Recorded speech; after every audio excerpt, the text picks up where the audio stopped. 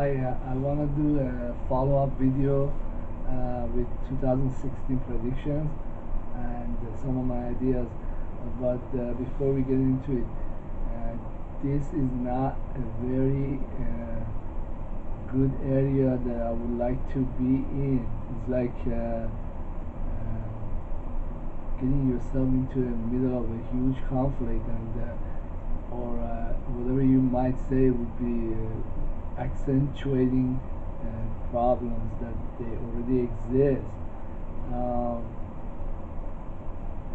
I'm more interested in philosophical or spiritual ideas or scientific, and it's really, before I came to United States about 38 years ago, I had almost no interest in politics, and what has happened to me since then is that the drums of war that are being beaten by U.S. government and foreign governments just roll on and on, and well, I am most of the time at the position of that I don't want to be of explaining or answering things that I have no personal interest, or things that are beyond me.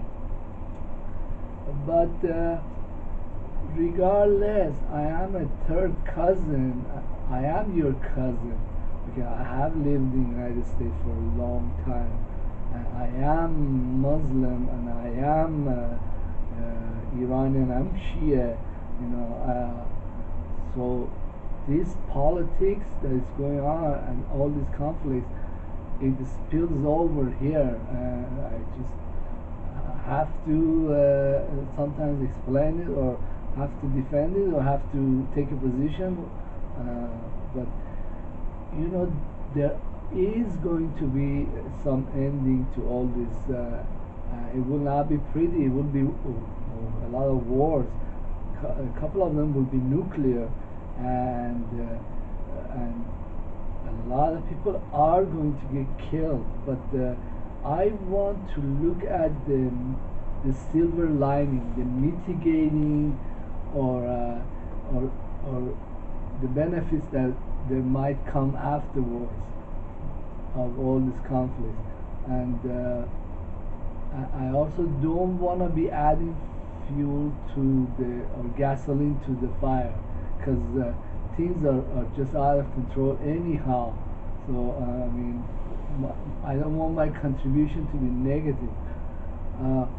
What I can say about the conflicts that are going to arise is that first of all the people or all the organizations or all the politicians that are going to be knocking each other off, they totally know each other, okay, and totally know exactly why they're killing each other off, okay. So it's not something like a guy walking down the street would be personally involved or personally be threatened. You understand what I'm saying? For example, the Saudi royal family and the Americans politicians that have instigated all these wars in recent times, and all the stuff that's going on, they totally know each other, and they totally do business with each other. They're totally familiar with each other, and most of all, they're totally guilty as sin. You follow what I'm saying? They're totally guilty of sin, of what has gone on. And when the killing starts, okay, it will be these guys. Okay, the same goes with Palestinians and the Israelis. Okay, except in their case, it will be more like a population annihilating each other. But with the case of the Saudis and the Americans, it will be more like the government officials, or the building there, whatever. The other mitigating circumstance is that both of these organizations, or in each case, they totally have almost endless resources, of money, satellite access, you know, even nuclear, whatever weapons that you can think of, and when they initiate these actions, okay, it will be more like targeted killing. It will not be, somebody in the common man don't need to worry so much about this. Common man has other worries, and should just live through this era. This is an end to the age of assassins, and they're gonna assassinate each other. Uh, the the only other issue is that when treacherous governments like Israeli government start using nuclear weapons, it will be a huge shock to humanity. Most of humanity will just wake up. Hey, you can't do that. So when this all ends, okay, there will be some form of international governance, which means like certain there will be checks and balances on what each government can do, a lot more than UN. But and The one last thing is that the U.S. government probably will not retain its sovereignty, because it has done a lot of very bad things, and foreign governments who are far more wealthy and far more advanced militarily will rein them in, by their purse string, or by actual very forceful military. It will be like a scaled down version of the surrender of Japan. These guys, they are not going to go on doing the stuff they've done. They've done a lot of very bad things, and the future in the political or governance level, it will be different, and it will be very scary for the rest of humanity, because they actually see that nuclear weapons are used and that this can happen to them. Especially what the U.S. government has done, has gone to a lot of countries and set fire to them, like Syria and Iraq, and just keep going on a roll. I mean, I would like to call them Washington gang of serial arsonists. But well, after this, I would like to move on, because my goals and my teachings or ideas or whatever, they're more spiritual and more scientific. But hey, I'm your cousin, and I have no choice to take a position and say what I think. And let me remind you of previous disclaimers that, as a U.S. national, I'm entitled to my opinion, and you have every right to leave comments or whatever. Okay, now that we covered that stuff, I want to go back to some ideas about minimum wage and socialism, because I am a socialist at heart, and I think that having a minimum wage is a very nice thing to do. And in fact, many companies also make a lot of money. I would like to use a couple of companies as example. One would be Costco, which pays their employees $20 an hour, and Walmart, which pays their employees like $10 an hour. Well, if I was in Walmart, I was buying stuff today, and the place is packed. There is no, I mean, I had a hard time moving my cart through the people. Okay, this is how packed the place is. They make a lot of money. Okay, Costco also makes a lot of money, but I bet you if you go over there, you won't find as many people. But they are socially responsible company and they pay their employees right. Okay, and also it means another thing.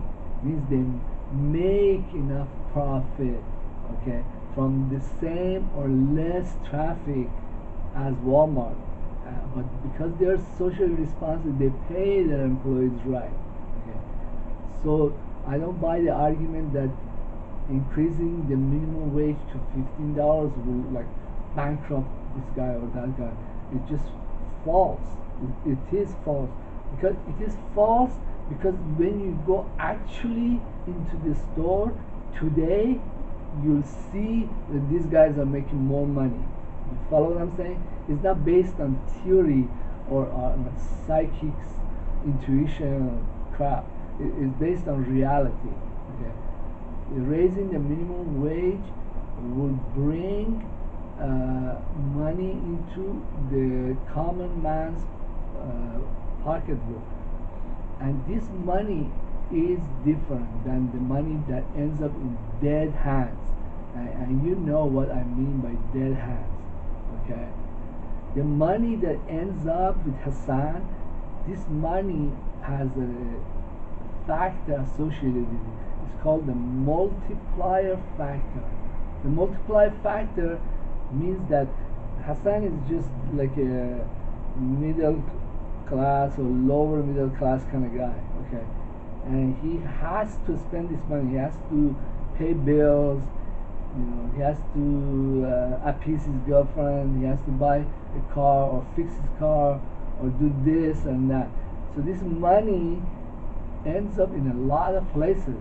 Okay, so it has a multiplier effect. Okay, it's not a money that the government or the Federal Reserve prints and gives it to the banker. That kind of money is money that's called money that ends up in dead hands because they do all this crap that has nothing to do with reality or what society wants or the ordinary person spends or does. Okay, that money doesn't have a multiplier effect. Okay, if you were running a household or you were living here in Orange County or in Los Angeles, you would see Hassan's money in one form or another. Okay, you would be in relationship to Hassan. With the Bank of America or Chase's money or the Wall Street money, you may never see that money. Okay, so this money that comes here is very important.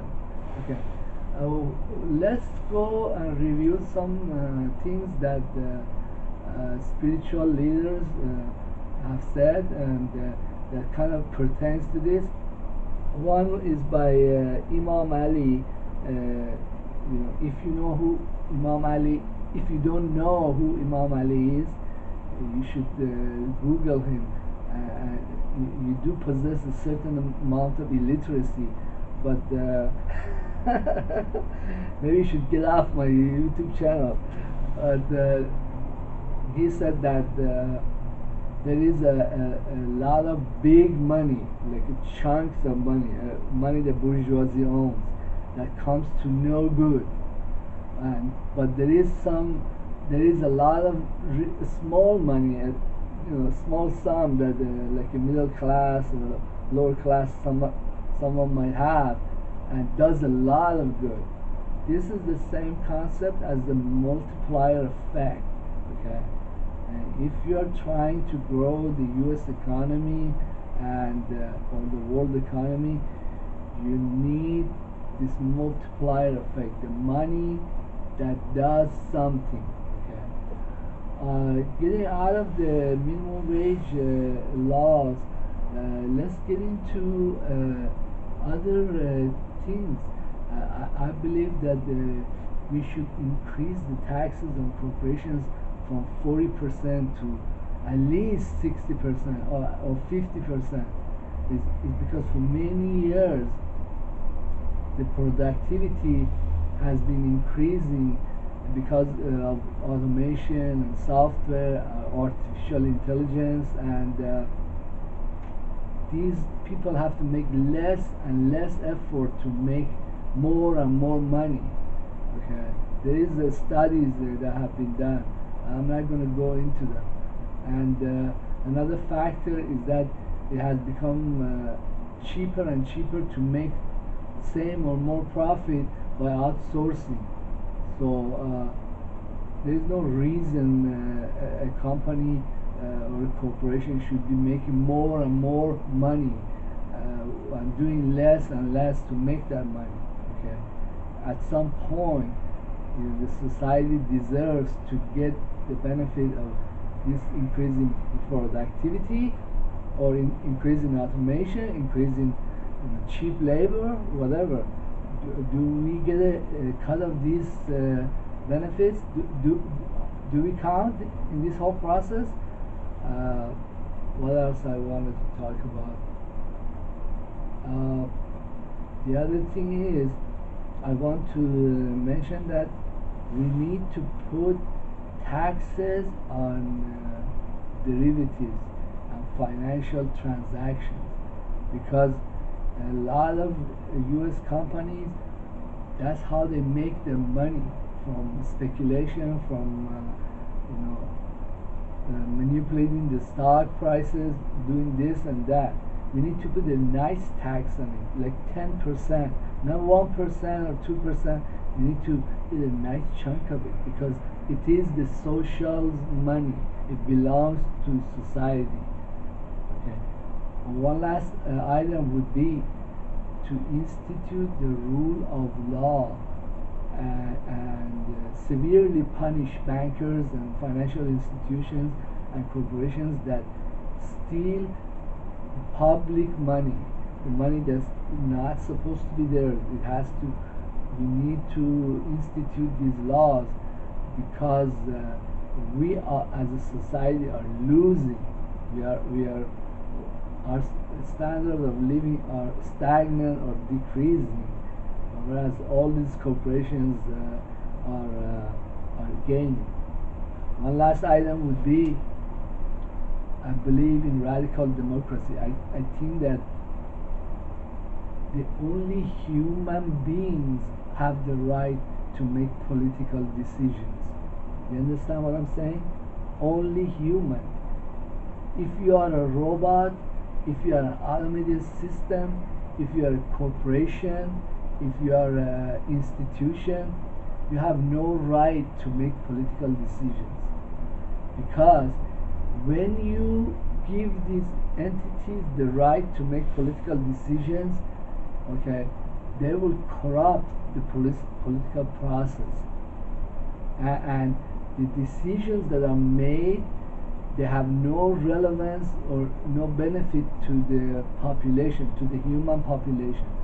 What should really happen is that the human beings should be the owners and the actual beneficiaries of any technological advancements, any productivity advancements, any productivity and intellectual advancement in AI or in ways of doing business.